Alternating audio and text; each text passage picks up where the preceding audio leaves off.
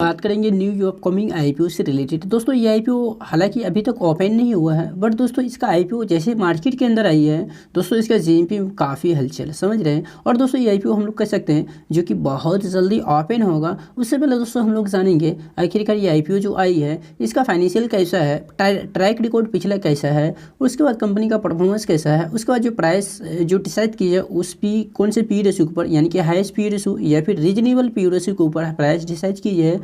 उसके बाद दोस्तों हम लोग ये देखेंगे आखिरकार इस आईपीओ में अगर एप्लीकेशन देते हैं तो हमें लिस्टिंग गेन कितना मिल सकता है। तो ये तमाम बातें हैं जो कि हम लोग इसी वीडियो के अंदर कवर करेंगे। बाकी अगर आप चैनल के ऊपर नए हैं तो चैनल को ज़रूर सब्सक्राइब कीजिए ताकि आपको इसी तरीका का इंटरेस्टिंग वीडियो मिलता रहे। तो दोस्तों कंपनी कौन सा है, तो कंपनी एरेस्टो biotech and life science IPO. और दोस्तों ये ओपन कब हो रहा है, पहले मैं ये देख लूँ आखिरकार ये ओपन कब हो रहा है। पैसे जुटाने के लिए मार्केट के अंदर से समझ रहे हैं, जो कि 16 जनवरी से लेकर ये 23 जनवरी तक ये चलेगा समझ रहे हैं। यानी कि 16 जनवरी 2023 से 16 जनवरी 2023 टू जनवरी 19 जो 2023 यानी कि 16 जनवरी से 19 जनवरी तक ये ओपन रहेगा मार्केट के अंदर पैसे जुटाने के लिए। अब दोस्तों यहाँ पे इसका जो फेस वैल्यू है वो 10 रुपये पर इक्विटी से, ठीक है। तो अब इसका जो प्राइस बैंड है वो कितना, प्राइस बैंड की यदि बात की जाए जो कि 72 रुपीज़ है। और लॉट में जो नंबर ऑफ शेयर आएगा, अगर हम इसमें खरीदते हैं आईपीओ को तो हमें पूरा लॉट लेना पड़ेगा जिसके अंदर हमें 1600 शेयर आएगा। अब दोस्तों इसमें जो पैसा है वो कंपनी खुद मतलब शेयर बेच रही है या फिर प्रमोटर। तो दोस्तों यहाँ पे फ्रेश इशू और जो टोटल इशू है उसको यदि देखी जाए तो दोस्तों ये टोटल का टोटल पैसा जो कि कंपनी को ही जाएगा, जो कि आप यहाँ देख रहे फ्रेश इशू और जो कि इशू साइज यानी कि इशू साइज जो 13.05 करोड़ और जो फ्रेश इशू वो भी 13.05 करोड़ यानी कि कंपनी का जो प्रमोटर कंपनी का जो ओनर है उनको ये पैसा जाएगा।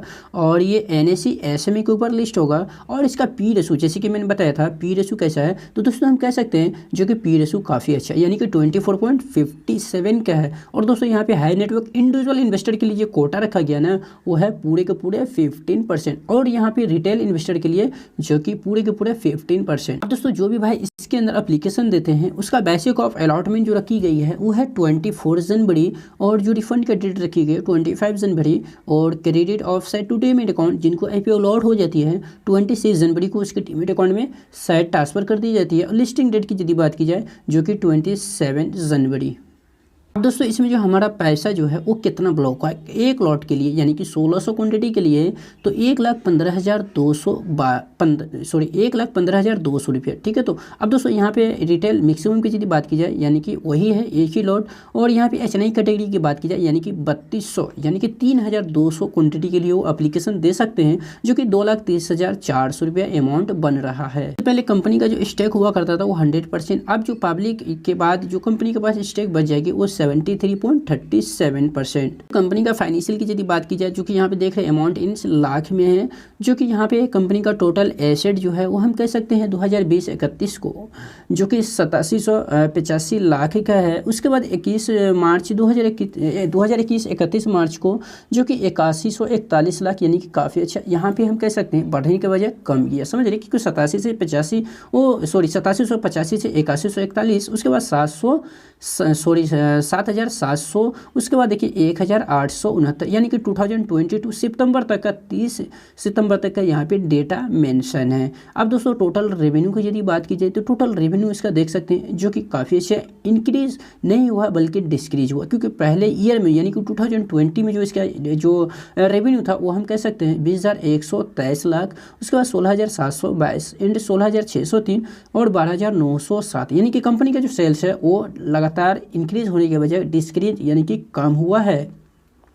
अब दोस्तों प्रॉफिट की यदि बात की जाए तो प्रॉफिट इसका देख सकते हैं प्रॉफिट आफ्टर टैक्स जो कि 100 लाख के बाद 107 लाख 146 लाख 258 लाख। चलो यहाँ पे कंपनी का जो प्रॉफिट वो इंक्रीज हुआ है। और नेट प्रॉफिट की यदि बात की जाए जो कि 1230 इन 1338 और 1484 इन 1743। तो मतलब यहाँ पे मोटा मोटी हम ये तो कह सकते हैं कंपनी का प्रॉफिट और नेट प्रॉफिट जो है इंक्रीज हुआ, पर टोटल रेवेन्यू जो है वो कहीं ना कहीं जो कि कम हुआ समझ रहे हैं।